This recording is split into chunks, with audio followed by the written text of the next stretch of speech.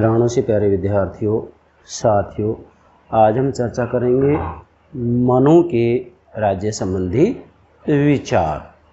मनु के राज्य संबंधी विचार में आज हम राज्य के कार्य क्षेत्र की चर्चा करेंगे, अर्थात मनु ने अपनी रचना मनुस्मृति में राज्य के क्या क्या कार्य बतलाए हैं। जैसा कि मैंने यहाँ नोट किया है, मनु के राज्य संबंधी विचार, राजा या राज्य के कार्य, लेक्चर नंबर 12 है। बेटा ये ध्यान रखना है आपको, आपसे एग्जाम में ये पूछा जाए कि मनु के राज्य के कार्य क्षेत्र को समझाएं, या मनु ने राज्य के कौन कौन से कार्य बताए हैं, या ये पूछा जाए कि मनु ने राजा के कौन कौन से कार्य बताएं, तो बेटा इस संदर्भ में मनु ने अपनी रचना मनुस्मृति के अंतर्गत राजा और राज्य का पर्यायवाची रूप में प्रयोग किया है। भले ही आपसे राज्य के कार्य पूछे जाएं या मनु के राजा के कार्य पूछे जाएं, बात एक ही है। मतलब ये साथ के साथ जो बिंदु हैं, आप मनु के राजा के कार्य के बारे में लिख सकते हैं और मनु के राज्य के कार्य के बारे में भी लिख सकते हैं। आपको अलग अलग से अध्ययन करने की आवश्यकता नहीं है, ये बात आपको ध्यान में रखनी है। हाँ, एक बात और बताऊंगा मैं, भले ही मनु के राज्य के कार्य पूछें आपसे, या कौटिल्य के राज्य के कार्य पूछें, या शुक्र के राज्य के कार्य पूछें, बेटा प्राचीन भारतीय राजनीतिक चिंतक से संबंधित किसी भी विचारक के अगर राज्य के कार्य के बारे में पूछा जाता है कि उसके क्या विचार थे, तो आप इस साथ के साथ बिंदु सब के बारे में लिख सकते हैं। प्राचीन भारतीय राजनीतिक चिंतन की बात कर रहा हूँ मैं, चूँकि आधुनिक समय में तो लोकतांत्रिक व्यवस्थाएं हैं, जबकि मनु के समय में तो राजतंत्रात्मक व्यवस्थाएं थी, राजतंत्रात्मक प्रणाली थी। तो राजतंत्रात्मक प्रणाली में और आधुनिक समय में लोक कल्याणकारी राज्य है, तो लोक कल्याणकारी राज्य है तो उसके लिए तो उदार लोकतांत्रिक शासन प्रणाली अति आवश्यक होती है, जबकि मनु के समय में तो राजतंत्रीय शासन प्रणाली थी। तो थोड़ा सा ये आपको डिफरेंस ध्यान में रखना होगा। आधुनिक समय की बात आती है तो थोड़ा सा डिफरेंस है। बाकी प्राचीन भारतीय राजनीतिक विचारकों के बारे में आपसे किसी भी विचारक के राज्य के कार्य पूछे जाएं तो ये सारे के सारे बिंदु आप लिख सकते हैं। एक के आप समझ जाइएगा, सब के बारे में लिख सकते हैं। चलिए बेटा, लेक्चर नंबर 12 है, मतलब मनु के राज्य संबंधी विचार को समझें उससे पहले आपको ये जानना जरूरी है क्या कि मनु के राज्य संबंधी विचार में बेटा 5 बातें आती हैं। 3 तो मैंने कल आपको लेक्चर नंबर 11 में समझा दी थी, क्या? राज्य की उत्पत्ति, राज्य की प्रकृति और सप्तांग सिद्धांत। ठीक है बेटा, तो ये तो मैंने लेक्चर नंबर 11 में आपको बता दिया है। ठीक है, इसके बाद में 2 बातें शेष रहेगी, राज्य का कार्य क्षेत्र और प्रभु सत्ता। तो आज हम राज्य का कार्य क्षेत्र ले रहे हैं तो 4 बातें होगी, शेष रहेगी प्रभु सत्ता। प्रभु सत्ता की बात हम कल कर देंगे लेक्चर नंबर 13 के अंतर्गत। ये मनु के राज्य संबंधी विचार हो गए। मतलब मनु के राज्य संबंधी विचार हमने आपको एक तो लेक्चर नंबर 11 हो गया, एक आज होगा लेक्चर नंबर 12, एक कल हो जाएगा। ठीक है बेटा, लेक्चर नंबर 13। तो मनु के राज्य संबंधी विचारों के ऊपर मैंने 3 लेक्चर अपलोड करने हैं आपको। एक कर चुका हूँ, एक आज कर देंगे, एक कल कर देंगे। मेरा कहने का भावार्थ ये है कि मैं ये अलग से इसलिए बता रहा हूँ आपको जिससे कि आप मनु के राज्य संबंधी विचार को बेहतर तरीके से समझ सके। ठीक है बेटा, अच्छा अब हम शुरू करते हैं। ध्यान दें, सबसे पहले तो ये आपको समझना है बेटा, देखो चूँकि आप राज्य संबंधी विचार समझ रहे हैं, अब यहाँ मान लो आपसे कोई पूछ ले कि भाई आप भारतीय राजनीतिक चिंतन का अध्ययन कर रहे हैं या प्राचीन भारतीय राजनीतिक चिंतन का अध्ययन कर रहे हैं, मान लो आपसे पूछ लिया जाए और आपसे पूछे कि राजनीतिक चिंतन ही किसे कहते हैं, तो क्या जवाब देंगे बेटा आप? अब फर्स्ट ईयर की जो किताबें हैं उनके अंतर्गत तो इसका कोई अर्थ दिया हुआ नहीं है, MA के अंतर्गत भी ज़्यादातर किताबें जो हैं उनके अंतर्गत भी इसका अर्थ नहीं दिया हुआ है। कुछ एक ही राइटर हैं जिन्होंने किसका अभिप्राय बताया है। तो बेटा यहाँ मैं सबसे पहले आपको यही बात बताऊंगा कि राजनीतिक चिंतन किसे कहते हैं। ध्यान दें बेटा, राज्य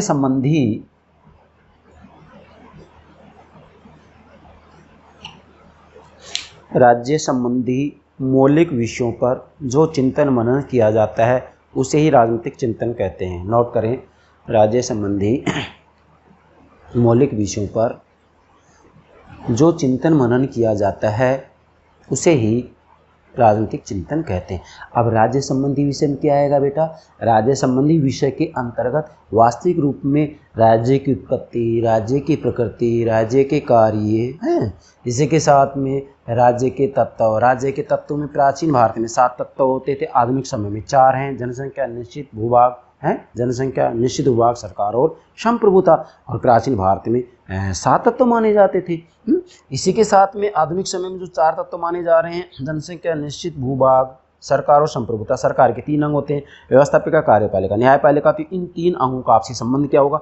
इन सब के बारे में जो चिंतन मनन किया जाता है, जो विचार विमर्श किया जाता है, वह ही राजनीतिक चिंतन कहलाता है। ठीक है बेटा, तो ध्यान रखेंगे ये बात। अच्छा, अब सबसे पहले तो आपको ध्यान रखना है कि वास्तविक रूप में मनु ने अपनी रचना मनुस्मृति के अंतर्गत सामाजिक, राजनीतिक, आर्थिक चिंतन का आधार धर्म को माना है। मतलब मनु ने स्पष्ट कहा है कि सामाजिक, राजनीतिक, आर्थिक चिंतन का आधार धर्म है। मतलब इन्होंने राज्य के बारे में भी यदि आपने विचार दिए तो इसमें भी राज्य के विचारों का आधार धर्म को ही माना है। ये आपको ध्यान में रखना है। ठीक है बेटा, चूंकि धर्म को सामाजिक, राजनीतिक, आर्थिक चिंतन का आधार मान रहा है, इसी ही कारण तो मनु मूलतः धर्मशास्त्री थे बेटा। क्या थे? धर्मशास्त्री थे, राजशास्त्री नहीं, धर्मशास्त्री थे। ये ध्यान रखना है आपको। ठीक है, चलिए अब हमने यहाँ लिखा है राज्य संबंधी, मतलब मनु के राज्य संबंधी विचार में, नोट करें, मनु के राज्य संबंधी विचार में 5 बातें आती हैं। राज्य की उत्पत्ति 1, राज्य की प्रकृति 2, राज्य का सप्तांग सिद्धांत 3, राज्य के कार्य क्षेत्र 4 और प्रभु सत्ता 5, जिसमें 3 बातें मैंने लेक्चर नंबर 11 में समझा दी हैं और एक बात राज्य कार्य क्षेत्र लेक्चर नंबर 12 में ले रहे हैं और 5वीं जो बात है प्रभु सत्ता लेक्चर नंबर 13 में आपको कल बता दी जाएगी। ठीक है बेटा, चलिए अब आज हम लेंगे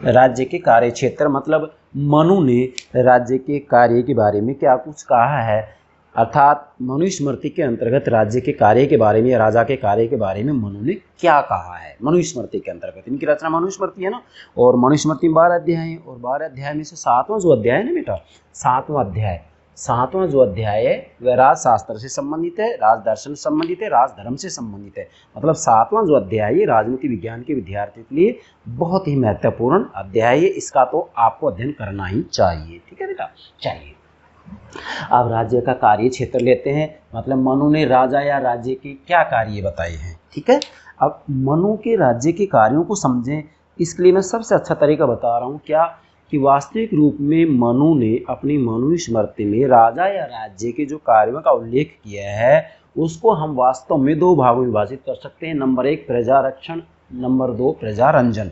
यहाँ मैंने 2 डायग्राम बनाए 1, 2। तो पहला तो ये होगा प्रजारक्षण, प्रजारंजन। मतलब मनु ने अपनी रचना मनुस्मृति में राजा राज्य के जो कार्य बताए हैं वास्तविक रूप में उसको हम इन 2 भागों में विभाजित कर सकते हैं, प्रजारक्षण और प्रजारंजन। बेटा मतलब वास्तव में अगर देखा जाए और आप मनु के राज्य के कार्यों को समझना चाहें तो केवल 2 बातें ध्यान रख लेंगे, प्रजारक्षण, प्रजारंजन। प्रजारक्षण का मतलब जनता के जीवन और संपत्ति की रक्षा करना है, जनता के जीवन के आंतरिक रूप में रक्षा करे, बाहरी रूप में रक्षा करे। अगर कोई दूसरा देश आक्रमण करता है तो राजा उससे रक्षा करे, आंतरिक रूप में गृह युद्ध होता है तो ऐसी स्थिति में भी राजा सुरक्षा करे उनके जीवन की और संपत्ति की।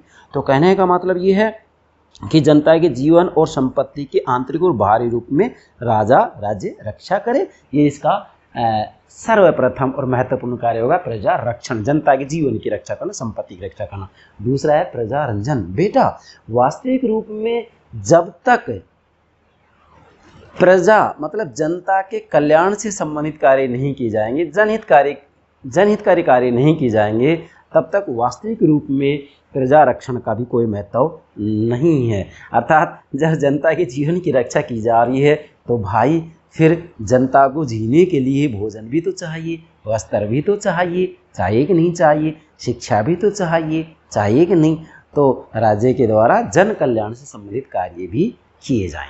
मतलब प्रजारंजन, रंजन का मतलब होता है कल्याण, जन कल्याण। लोक मतलब प्रजा, मतलब लोक प्रजा, इसे आप चाहे तो प्रजा रंजन कह सकते हैं, लोक रंजन कह सकते हैं या जन रंजन कह सकते हैं। रंजन मीन्स कल्याण, मतलब जनता के कल्याणकारी कार्यों को करे, जन कल्याण संबंधित कार्यों को करे और जनता के जीवन और संपत्ति की रक्षा करे। तो वास्तविक रूप में जो 7 बिंदु है ना, ये 7 के साथ इन दोनों में समाहित हो जाते हैं। तो आप नोट करेंगे, मनु के राज्य के कार्यों के बारे में हम स्पष्ट रूप में कह सकते हैं, नोट करें, कह सकते हैं कि मनु ने अपनी मनुस्मृति में राजा राज्य के कार्यों का जो उल्लेख किया है उसका निचोड़ यही निकलता है कि मनु ने प्रजा रक्षण और प्रजा रंजन की बात को महत्व दिया है, अर्थात जनता के जीवन संपत्ति की सुरक्षा आंतरिक और बाहरी रूप में की जाए और इसी के साथ में जन कल्याण से संबंधित कार्यों को भी जो है राजा राज्य के द्वारा किया जाए। लेकिन जन कल्याण से संबंधित कार्य राज्य और राजा करे, इसका मतलब ये ना माने कि वास्तविक रूप में आधुनिक समय में जो लोक कल्याणकारी राज्य हैं तो मनुस्मृति में ऐसा लोक कल्याणकारी राज्य नहीं मिलेगा आपको, नो, ना ही मनुस्मृति के अंतर्गत आज का समाजवादी राज्य आपको मिल सकता। कारण क्योंकि उस समय राजतंत्रात्मक शासन प्रणाली थी, जबकि आज लोकतंत्रीय शासन प्रणाली है। और वास्तविक रूप में देखा जाए तो लोक कल्याणकारी राज्य के लिए उदार लोकतांत्रिक शासन प्रणाली होना जरूरी है, जबकि मनु के समय में उदार लोकतांत्रिक शासन प्रणाली नहीं थी। यस, उस समय राजतंत्रात्मक शासन प्रणाली थी, राजा का शासन हुआ करता था। इसलिए मनुस्मृति के अंतर्गत समाजवाद और लोक कल्याणकारी राज्य के तत्वों की खोज करने की कोशिश ना करें। यस, अब चलिए, हाँ, इतना जरूर है, अगर हम प्रजा रंजन की बात करते, जन कल्याण की बात करते तो आधुनिक समय में जो लोक कल्याणकारी राज्य होते हैं वो इसकी बात करते हैं, जन कल्याण संबंधित कार्य तो करते हैं कि नहीं करते हैं। लेकिन इसका मतलब ये नहीं है कि भाई मनुस्मृति में लोक कल्याणकारी राज्य की अवधारणा आपको मिल जाएगी, क्योंकि उस समय राजतंत्रात्मक शासन प्रणाली थी, मैं बार बार कह रहा हूँ। जबकि आधुनिक समय में लोक कल्याणकारी राज्य जहाँ होते हैं वहाँ वास्तविक रूप में उदार लोकतंत्री शासन प्रणाली पाएगी, मौजूद होगी ही होगी। अब इसका सबसे पहले हम पहला कार्य शुरू करें, उससे पहले इसका डायग्राम नंबर 2 और देख लें। पहले में तो मैंने बता दिया प्रजा रक्षण प्रजा रंजन, दूसरा और बताया मैंने।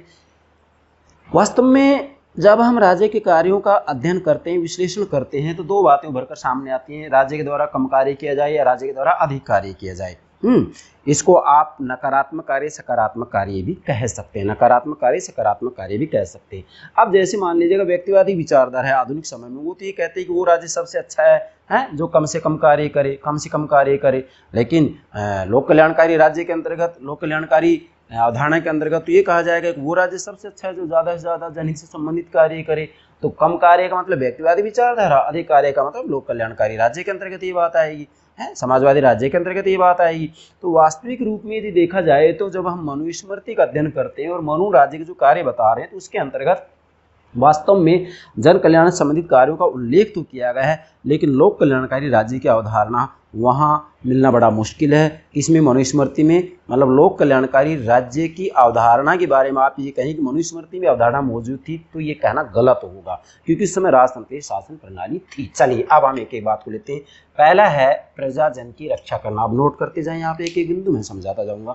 प्रजाजन की रक्षा करना, बेटा मनु ने, नोट करें, मनु ने अपनी पुस्तक, रचना या ग्रंथ, ये जो जैसे मनुस्मृति है ना बेटा, मनुस्मृति है, प्लेटो की रिपब्लिक, अरस्तु की पॉलिटिक्स है, कौटिल्य का जो है अर्थशास्त्र है, शुक्र का शुक्र नीति सार है, कामंद की नीति सार है, लास्की का ग्रामर ऑफ पॉलिटिक्स राजनीति का व्याकरण है। बेटा इन सबको गौरवमयी ग्रंथ भी कहा जाता है, याद रखेंगे क्या कहा जाता है, गौरवमयी ग्रंथ भी कहा जाता है इनको, ठीक है। तो मनु ने अपनी रचना मनुस्मृति के अंतर्गत राज्य का सबसे पहला और प्रमुख जो कार्य माना है वह प्रजाजन की रक्षा करना माना है। क्या माना है? प्रजाजन की रक्षा करना, मतलब जनता की जीवन और संपत्ति की रक्षा करना राजा राज्य का सबसे पहला कर्तव्य और कार्य है। और जनता के जीवन की संपत्ति की रक्षा आंतरिक रूप में भी करे और बाहरी रूप में भी करे। अगर बाहरी रूप में किसी राज्य के द्वारा आक्रमण किया जाता है तो जनता के जीवन की सुरक्षा करे, और आंतरिक रूप में यदि कोई शक्तिशाली व्यक्ति है दुर्बल व्यक्तियों को, कमजोर व्यक्तियों को परेशान कर रहा है, सता रहा है, प्रताड़ित कर रहा है, तो ऐसी स्थिति में भी राजा राज्य उसकी रक्षा करे। तो राज्य का सबसे पहला जो कार्य है वो जनता के जीवन और संपत्ति की रक्षा करना है। और समाज में जितने भी जो असामाजिक तत्व होते हैं जैसे चोर, डकैत हैं, ये जितने भी हत्यारे वगैरह जो भी आ जाते, जितने भी मैं कहूँगा कि असामाजिक तत्व हैं, उन सब से जो है जनता की सुरक्षा करना राजा का पहला कर्तव्य कार्य है। यस, अब इसमें बहुत लंबी व्याख्या यदि हम करना चाहें तो प्रजाजन की रक्षा संबंधित जो बात, इसी को हम 1 घंटे में पूरा नहीं कर पाएंगे, मैंने संकेत दे दिया है। ठीक है बेटा। दूसरा है प्रजा पालन एवं प्रजा कल्याण संबंधी कार्य। देखिए ध्यान दें, अब प्रजाजन की रक्षा का कार्य राजा का पहला कार्य, राज्य का पहला कार्य, लेकिन यह कार्य वास्तविक रूप धारण तभी करेगा जबकि जनता के जीवन और संपत्ति की रक्षा के साथ साथ प्रजा का पालन भी किया जाए और प्रजा कल्याण संबंधित कार्य भी करे। मतलब जनता के जीवन और संपत्ति की रक्षा तो करे राजा, लेकिन इसके साथ में जन कल्याण से संबंधित कार्य भी राजा के द्वारा किए जाएं, राज्य के द्वारा किए जाएं। कैसे? जैसे मैं कहूँगा यहाँ औषधालयों की व्यवस्था करना, मनुस्मृति के संदर्भ में बता रहा हूँ मैं, आज के संदर्भ में नहीं। औषधालयों की स्थापना करना, धर्मशालाओं की व्यवस्था करना, असहाय गरीब लोगों की सहायता करना, बांझ स्त्रियों की सहायता करना,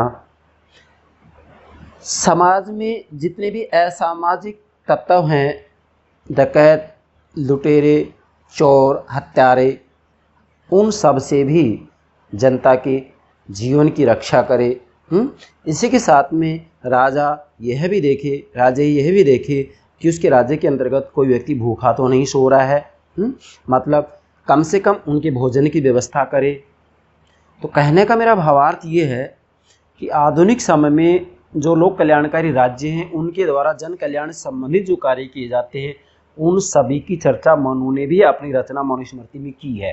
लेकिन बस अंतर सिर्फ इतना है कि उस समय राजतंत्रात्मक शासन प्रणाली थी, जबकि आज लोकतंत्रीय शासन प्रणाली है। लेकिन इतना जरूर कहूँगा कि आज के जो लोक कल्याणकारी राज्य के द्वारा कार्य किए जाते हैं, उन सब कार्यों की चर्चा मनुस्मृति में भी की गई है। अब यहाँ पर आप चाहें तो प्रजा कल्याण संबंधित कार्यों की बहुत लंबी चौड़ी लिस्ट बना सकते हैं। आधुनिक समय में लोक कल्याणकारी राज्य के द्वारा जितने भी जनता के कल्याण संबंधित कार्य किए जाते हैं, उन सब कार्यों को आप इसके अंतर्गत लिख सकते हैं। जैसे सिंचाई की व्यवस्था करना, मैं कहूँगा यहाँ इसी के साथ में उत्तम जो खेती है उसकी व्यवस्था की जाए। मतलब इसमें जन कल्याण संबंधित सैकड़ों कार्य आ जाते हैं, सैकड़ों कार्य, उन सबको आप लिख सकते हैं, मैंने संकेत दे दिया है। और बेटा तीसरा जो है वह है समाज व्यवस्था की रक्षा करना। ध्यान दें बेटा, देखो मनु ने अपनी रचना मनुस्मृति में समाज व्यवस्था का जो आधार माना है वह वर्ण आश्रम व्यवस्था को माना है। वर्ण धर्म आश्रम धर्म को माना है। 4 वर्ण ब्राह्मण, क्षत्रिय, वैश्य और शूद्र, ये चारों वर्ण के जो व्यक्ति हैं ईमानदारी से अपने अपने कर्तव्य का पालन करें। इसी के साथ में जो 4 आश्रम है, ब्रह्मचर्य आश्रम, गृहस्थ आश्रम, वानप्रस्थ आश्रम, संन्यास आश्रम, प्रत्येक आश्रम की जो अवधि होगी 25 वर्ष की होगी। तो सभी व्यक्ति अपने अपने आश्रम का भी, आश्रम धर्म का भी ईमानदारी से पालन करें। तो राजा या राज्य ये देखेगा कि वर्ण और आश्रम धर्म का पालन सभी व्यक्ति कर रहे हैं या नहीं कर रहे हैं, और यदि कोई व्यक्ति विशेष ऐसा नहीं करता है तो ऐसी स्थिति में राजा के द्वारा दंड दिया जाएगा, राज्य के द्वारा दंड दिया जाएगा। तो तीसरा जो कार्य हो गया वह है समाज व्यवस्था की रक्षा करना। तो प्राचीन भारत के अंतर्गत समाज व्यवस्था वर्ण आश्रम व्यवस्था के ऊपर आधारित थी। 4 वर्ण और 4 आश्रम हुआ करते थे। तो इन सभी के अंतर्गत व्यक्ति अपने अपने वर्ण धर्म का, अपने अपने आश्रम धर्म का पालन करें, ये राजा देखेगा। ठीक है। बाकी आप समाज व्यवस्था को अच्छे समझना चाहते हैं तो मैंने समाज व्यवस्था के ऊपर अलग से लेक्चर अपलोड कर दिया है, आप प्लेलिस्ट में देख सकते हैं। इसी में क्रमबद्ध रूप में हम आगे बढ़ रहे हैं। चौथा जो कार्य है वह आर्थिक जीवन का नियमन व संचालन। ध्यान दे बेटा, देखो बेटा मनु ने अपनी रचना मनुस्मृति के अंतर्गत यह भी कहा है कि राजा और राज्य के द्वारा आर्थिक जीवन का भी नियमन और संचालन किया जाएगा। मतलब अर्थव्यवस्था का इकोनॉमिक सिस्टम का नियमन और संचालन करने का जो कार्य है वह भी राजा और राज्य का ही है। अर्थात वास्तविक रूप में देखा जाए यहाँ तो मनु ने अपनी रचना मनुस्मृति में 4 पुरुषार्थों की चर्चा की है। 4 पुरुषार्थ होते हैं, 4 पुरुषार्थ। मैं यहाँ उम्मीद कर सकता हूँ कि भारत के सभी विद्यार्थी ये बात जानते होंगे। 4 पुरुषार्थ कौन कौन से होते हैं बेटा? धर्म, जिसको कि सामाजिक राजनीतिक आर्थिक चिंतन का आधार माना ही है मनु ने। धर्म पहला है धर्म, फिर आता है अर्थ, धर्म, अर्थ, फिर से बोल रहा हूँ, धर्म, अर्थ, काम, मोक्ष, धर्म, अर्थ, काम, मोक्ष। तो 4 पुरुषार्थों के बारे में हमारी स्पष्ट रूप में कहा गया है कि धर्म के हिसाब से यदि अर्थ और काम का उपयोग किया जाए तो मोक्ष की प्राप्ति होती है। क्या? धर्म के हिसाब से। धर्म पहला पुरुषार्थ हो गया, फिर अर्थ, फिर काम। अरे भाई यहाँ जैसे 4 पुरुषार्थ हो गए, हम कहेंगे धर्म, अर्थ, काम, मोक्ष। यस। तो अब प्राचीन भारतीय विचारक क्या कह रहे हैं कि धर्म के अनुसार अर्थव्यवस्था, अर्थ का और काम का उपयोग किया जाए तो मनुष्य को मोक्ष की प्राप्ति होती है। अब धर्म के हिसाब से जैसे यहाँ मैं कहूँगा समाज व्यवस्था में वर्ण धर्म है, आश्रम धर्म है, इनका सभी व्यक्ति पालन करें। अगर पालन करेंगे तो इसका मतलब ये है कि वो वास्तविक रूप में अपने धर्म का पालन कर रहे हैं और धर्म के हिसाब से अर्थ और काम का प्रयोग करेंगे, पालन करेंगे तो मोक्ष की प्राप्ति हो जाएगी। तो यहाँ जो आर्थिक जीवन आता है वह आर्थिक जीवन अर्थ से संबंधित हो गया। किससे हो गया? अर्थ से। तो इसका मतलब ये होगा कि जो अर्थ है इसका प्रयोग धर्म के हिसाब से किया जाए। तो यहाँ पर मनु ने स्पष्ट रूप में कहा है कि राजा के द्वारा जनता के जीवन की सुरक्षा के लिए, संकट के समय का सामना करने के लिए राजकोष भरा पूरा रखना चाहिए। और राजकोष भरा पूरा रखना चाहे तो इसलिए जनता पर टैक्स लगाना पड़ेगा। लेकिन टैक्स या कर लगाते समय भी ये ध्यान रखा जाए कि अधर्म पूर्वक जनता के ऊपर कर नहीं लगाएं, बल्कि यहाँ एक रूपक लिया गया है। जैसे मधुमक्खी फूलों से रस ग्रहण करती है, रस ग्रहण करने के बाद में उस रस से शहद का निर्माण होता है और शहद हमारे काम आता है और फूल मुरझाता नहीं। ऐसे ही राजा को जनता पर कर लगाना चाहिए जिससे कि जनता परेशान नहीं हो। इस अनुरूप कर लगाया जाए जिस अनुरूप उनकी देने की क्षमता हो, जिसकी जितनी इनकम है, आय है, उसके हिसाब से टैक्स लगाया जाना चाहिए। एक बात ये होगी। अगली बात ये है कि आर्थिक जीवन का नियमन करने के लिए वास्तविक रूप में राजा को राज्य को ये प्रयास करना चाहिए कि उसके राज्य के अंतर्गत उत्तम खेती की व्यवस्था हो, सिंचाई की व्यवस्था की जाए, गरीब किसानों की सहायता की जाए। क्या? गरीब किसानों की सहायता की जाए। इसी के साथ साथ वास्तविक रूप में अर्थव्यवस्था को, राजकोष को मजबूत करने के लिए जो कुछ प्रयास किया जाए राजा के द्वारा, वो प्रयास किया जाना चाहिए, लेकिन वो प्रयास धर्मपूर्वक हो, अधर्मपूर्वक नहीं हो। तो यहाँ आप कह सकते हैं कि मनु ने अपनी रचना मनुस्मृति के अंतर्गत अर्थव्यवस्था के नियमन और संचालन की बात की। मतलब अर्थव्यवस्था का जो कंट्रोलर होगा वो राजा होगा और अर्थव्यवस्था का जो संचालन किया जाएगा, अर्थव्यवस्था का जो क्रियान्वयन किया जाएगा वो राज्य के द्वारा किया जाएगा। ठीक है बेटा। नेक्स्ट 5वां है प्रशासन व्यवस्था का संचालन व नियंत्रण। देखिएगा बेटा, वास्तव में मनु ने अपनी रचना मनुस्मृति में कहा है, क्या कहा है कि प्रशासन व्यवस्था का संचालन व नियंत्रण से संबंधित कार्य भी राज्य के द्वारा किया जाएगा। कैसे? जैसे मनु ने अपनी रचना मनुस्मृति में स्पष्ट रूप में कहा है, क्या कहा है कि राजा को 7 या 8, ये संख्या निश्चित है, ध्यान रखेंगे, मनु ने बताइए, 7 या 8 योग्य मंत्रियों की राजा के द्वारा नियुक्ति की जाती है। नोट करें आप, 7 या 8 योग्य मंत्रियों की नियुक्ति राजा के द्वारा होती है। और जो ये 7-8 योग्य मंत्री होती है, इन मंत्रियों के द्वारा अपने अपने विभाग से संबंधित कार्य किया जाता है। जैसे राजकोष विभाग हो गया है, सैनिक विभाग हो गया, तो उस समय विशेषकर 7 या 8 विभाग ही हुआ करते थे। तो प्रत्येक विभाग का एक मंत्री होगा। आधुनिक समय में तो यही तो है, प्रत्येक विभाग का एक मंत्री होता है और उस विभाग की पूरी जिम्मेदारी किसकी होती है बेटा? मंत्री की होती है। तो यहाँ वास्तविक रूप में जो राजा है या राज्य है वह प्रशासन व्यवस्था का संचालन अच्छे तरीके से हो, प्रशासनिक व्यवस्था का नियंत्रण रखने के लिए भी राजा के लिए जरूरी होता है, क्या जरूरी होता है कि वो 7 या 8 योग्य मंत्रियों की नियुक्ति करे। जैसे कि सप्तांग सिद्धांत में भी पहला जो अंग आता है वो स्वामी आता है ना, स्वामी या राजा। दूसरा क्या आता है बेटा? अमात्य, मतलब मंत्री। स्वामी, ध्यान दें, स्वामी, अमात्य, पूर्व, राष्ट्र, कोष, सेना और मित्र, 7 अंग ना। तो दूसरा जो अंग माना गया है राज्य के निर्माण का, जो दूसरा तत्व अंग माना गया है बेटा, वो अमात्य मतलब मंत्री ही है। अर्थात वास्तविक रूप में देखा जाए तो मनुस्मृति में मनु ने स्पष्ट कहा है कि राज्य रूपी गाड़ी को चलाने के लिए 2 पहिए अति आवश्यक है। और 2 पहिए हैं, पहला नंबर है राजा या स्वामी, और दूसरा है अमात्य या मंत्री। मतलब राजा और मंत्री राज्य रूपी रथ को चलाने के दो पहिए हैं। फिर से बोल रहा हूँ, उन्होंने कहा है कि राज्य रूपी रथ को चलाने के दो पहिए हैं, राजा और मंत्री। इसका मतलब ये होगा कि वास्तव में यदि प्रशासनिक व्यवस्था का संचालन अच्छे से करना है तो उसके लिए योग्य मंत्री की नियुक्ति किया जाना अति आवश्यक है। अब राजा स्वयं देखेगा कि जब मंत्री की नियुक्ति की जाए तो उस समय नियुक्ति करते समय ये ध्यान रखा जाना चाहिए कि जो मंत्री हो चरित्रवान होने चाहिए, चरित्रहीन नहीं होने चाहिए। वैसे उनकी धर्मोपदा, अर्थोपदा, कामोपदा और भयोपदा परीक्षा ली जानी चाहिए। धर्मोपदा मतलब वो धर्म पर आधारित है या नहीं है, अर्थोपदा वो रिश्वत तो नहीं लेता है, कामोपदा वो चरित्रहीन तो नहीं है, भयोपदा वो डरपोक तो नहीं है। मतलब धर्मोपदा, अर्थोपदा, कामोपदा और भयोपदा, ये 4 परीक्षा। तो प्राचीन भारत के अंतर्गत तो मनु, कौटिल्य, शुक्र सबके द्वारा ये बात की गई है कि मंत्री बने उससे पहले इनकी परीक्षा ली जानी चाहिए। आज आधुनिक समय में हम देखते हैं तो आज हमें इसकी बहुत ज़्यादा ज़रूरत है कि मंत्री बनाए, मंत्रिमंडल गठन करें, उससे पहले ये देखा तो जाना चाहिए कि वो वास्तविक रूप में धर्मोपदा है, अर्थोपदा, भयोपदा और कामोपदा परीक्षा में पास होता है कि नहीं होता है। कहीं वो चरित्रहीन तो नहीं है, कहीं वो रिश्वतखोर तो नहीं है, इसी के साथ में कहीं ऐसा तो नहीं वो अधर्मी हो, और इसी के साथ में ऐसा तो नहीं कहीं वो डरपोक हो। तो ये सारी बातें प्राचीन भारतीय चिंतन के अंतर्गत बतलाई गई है। मनु ने भी कहा है, कौटिल्य ने कहा है, शुक्र ने भी कहा है। तो ये 5वां इसका कार्य होगा। छठा है न्याय संबंधी कार्य। बेटा ध्यान दें, यहाँ न्याय संबंधी कार्य मनु ने अपनी रचना मनुस्मृति के अंतर्गत कहा है कि वास्तविक रूप में राजा और राज्य का जो जन्म हुआ है वो अन्याय को दूर करने के लिए हुआ है।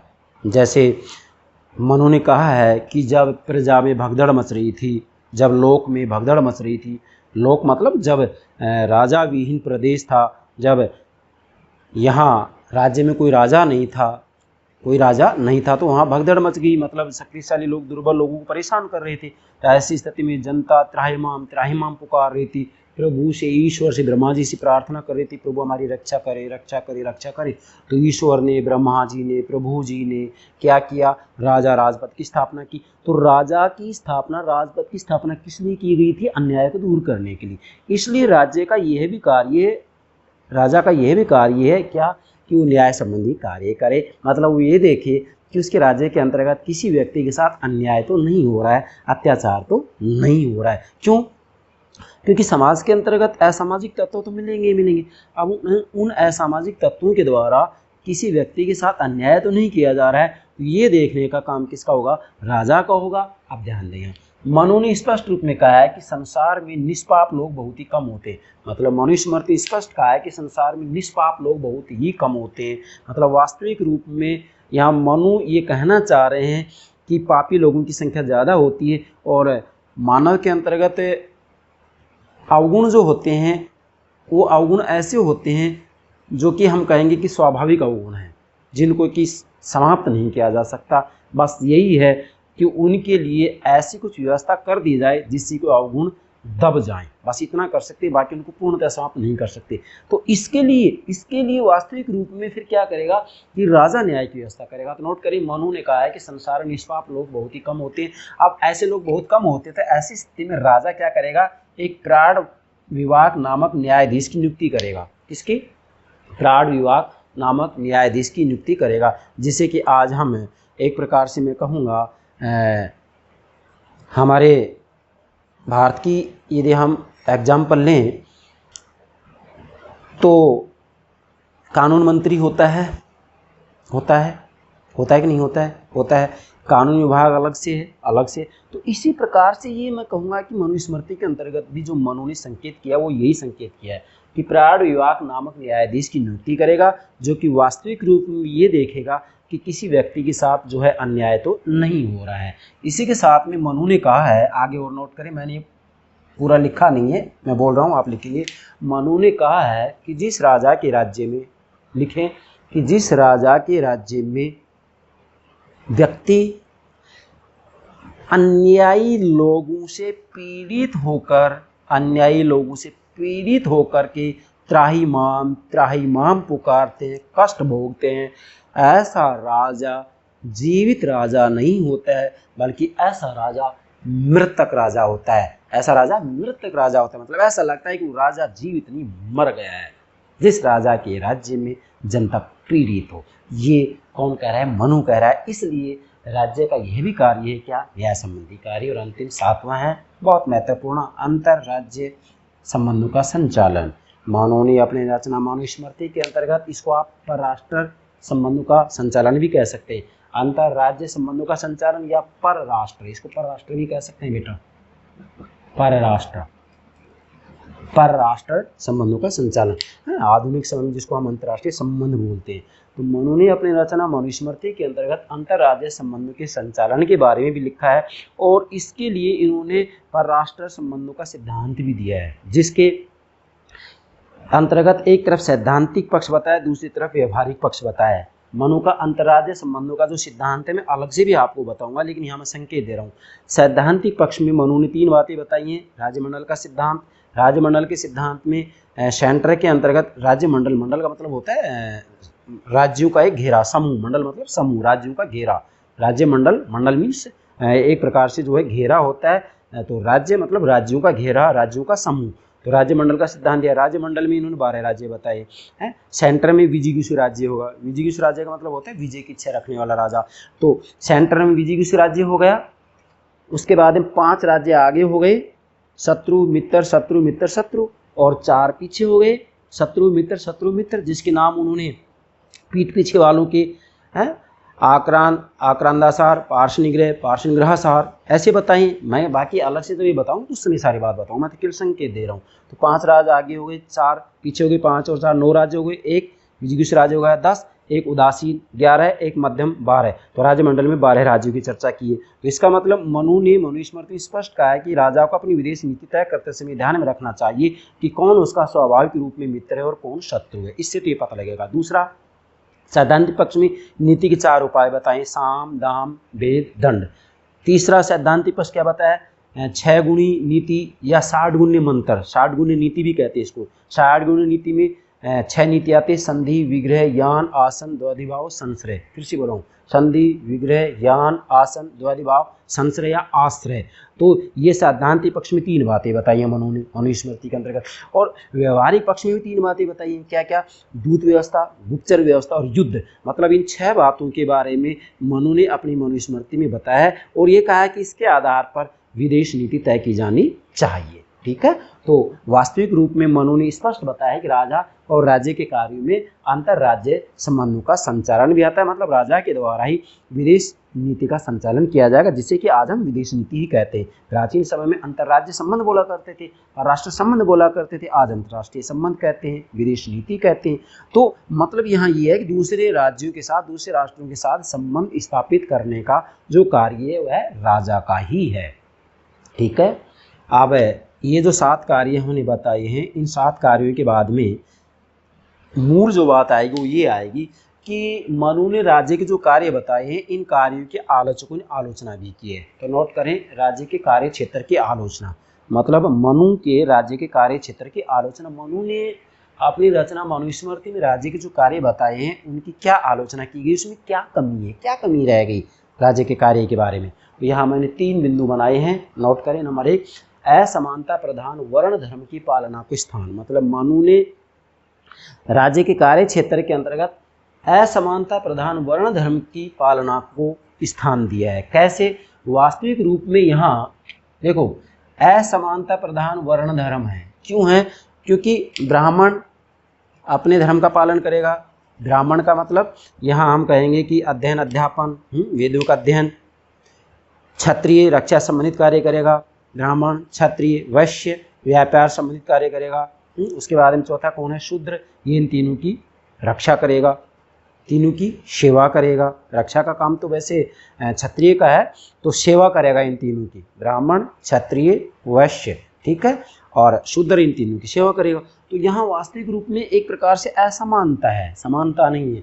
तो मनु के राज्य के कार्य क्षेत्र की पहली जो आलोचना हुई है, एक असमानता प्रधान वर्ण धर्म की पालना को मनु ने अपनी मनुस्मृति में स्थान दिया है, जो कि आधुनिक लोकतांत्रिक युग में, आधुनिक उद्योग प्रधान युग में स्थान नहीं दिया जा सकता इसको।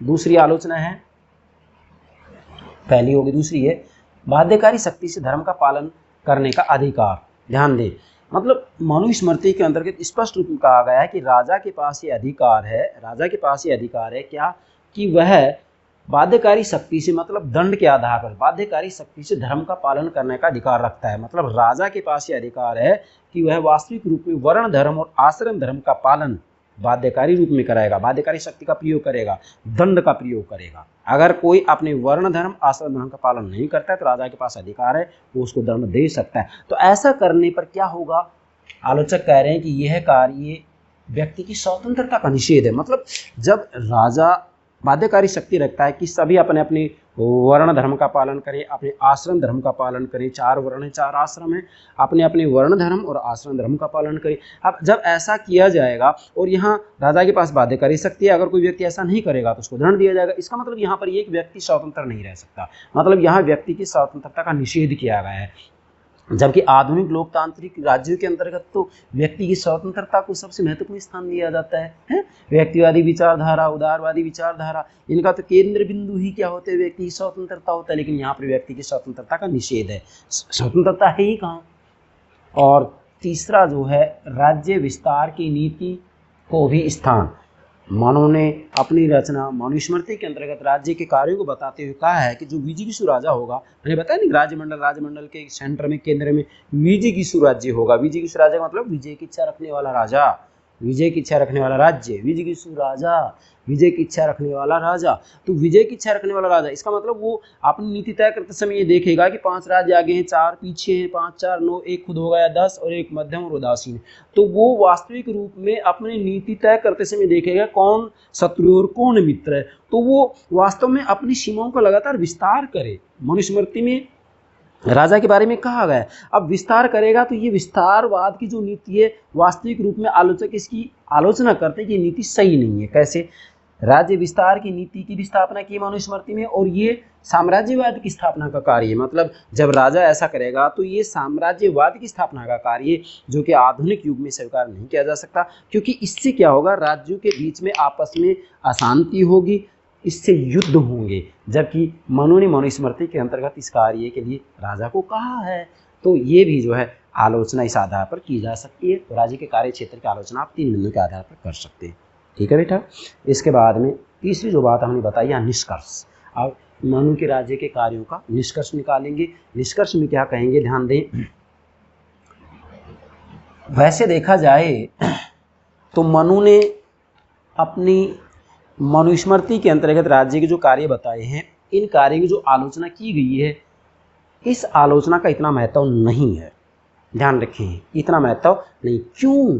क्योंकि उस समय वास्तविक रूप में सामंतवादी व्यवस्था थी। उस समय राजतंत्रात्मक शासन प्रणाली थी, और राजतंत्रात्मक शासन प्रणाली होते हुए भी, सामंतवादी व्यवस्था होते हुए भी, मतलब सामंतवादी राजतंत्रीय व्यवस्था होते हुए भी मनु ने जनहितकारी कार्यों का उल्लेख किया मनुस्मृति में। बहुत बड़ी बात है। तो उस समय समाजवादी विचारधारा है, लोक कल्याणकारी राज्य की अवधारणा अस्तित्व में नहीं आई थी, और इतना होते हुए भी मनु ने मनुस्मृति में वास्तव में प्रजारंजन, जन कल्याण की बात की। बहुत बड़ी बात है, इसलिए इन आलोचनाओं में इतना दम नहीं है। पहले तो ये नोट करेंगे। अब चूंकि आज भी मनुस्मृति के अंतर्गत मनु ने जो राजा राज्य का कार्य बताया है, क्या प्रजारंजन की आज भी प्रशंसा की जाती है। तो नोट करें आप, मनु ने मनुस्मृति में राज्य के कार्य के बारे में प्रजारंजन की जो बात कही है, प्रजारंजन का जो कार्य राजा राज्य का बताया है, उस प्रजारंजन की आज भी प्रशंसा की जाती है। आज लोक कल्याणकारी राज्य के अंतर्गत जन कल्याण संबंधित कार्य ही तो किए जाते हैं। तो नोट करें, प्रजारंजन की आज भी प्रशंसा की जाती है। तो ये बात स्वीकार करने योग्य है। इसके बाद में वास्तव में यदि देखा जाए तो मनु ने कहा है, क्या अपने युग की सामंतवादी व्यवस्था में भी प्रजा हित के तत्वों पर पर्याप्त बल दिया है। मतलब मनु ने अपनी मनुस्मृति के अंतर्गत, जबकि उस समय सामंतवादी व्यवस्था थी, और सामंतवादी व्यवस्था में भी प्रजा हित के तत्वों पर बल दिया है। क्या? प्रजा हित के तत्वों पर पर्याप्त बल दिया है। ये बहुत बड़ी बात है। मतलब सामंतवादी व्यवस्था होते हुए भी, राजतंत्रीय व्यवस्था होते हुए भी मनु ने प्रजारंजन, जनहित के कार्य की बात की है कि राजा को जन कल्याण से संबंधित कार्य किया जाना चाहिए। ये बहुत बड़ी बात है। हाँ, इतना ध्यान जरूर रखेंगे कि मनु ने यहाँ जो जनहित अर्थात प्रजारंजन की बात की है, जन कल्याण की बात की है, इसके आधार पर आप ये नहीं कह सकते हैं कि मनुस्मृति के अंतर्गत समाजवादी राज्य का बीज आपको मिल जाएगा, या समाजवादी राज्य का अवधारणा उसमें मिल जाएगी, या लोक कल्याणकारी राज्य का अवधारणा आपको मनुस्मृति मिलेगी। नहीं, ऐसा नहीं है, क्योंकि वास्तव में यदि देखा जाए तो लोक कल्याणकारी राज्य की अवधारणा अगर है तो इसके लिए उदार लोकतंत्रीय शासन प्रणाली का होना जरूरी है, जबकि मनु के समय में राजतंत्रीय शासन प्रणाली थी। इसलिए माना जन कल्याण के कार्यों की बात की है मनु ने, लेकिन इसके आधार पर ये नहीं कह सकते कि आधुनिक समय में जो लोक कल्याणकारी राज्य का अवधारणा है वो मनुस्मृति में मौजूद थी, ऐसा नहीं है। हाँ, इतना जरूर है कि सामंतवादी व्यवस्था के होते हुए भी,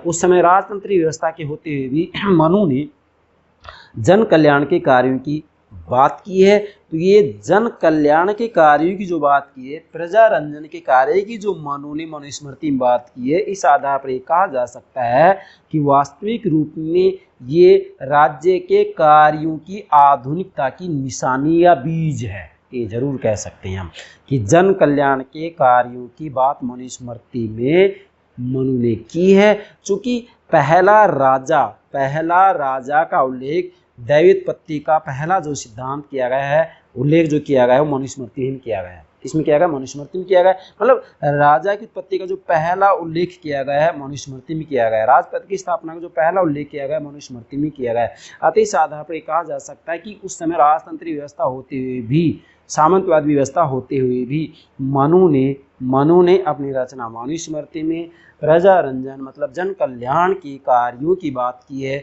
यही इसकी एक प्रकार से सार्थकता, प्रासंगिकता हो सकती है।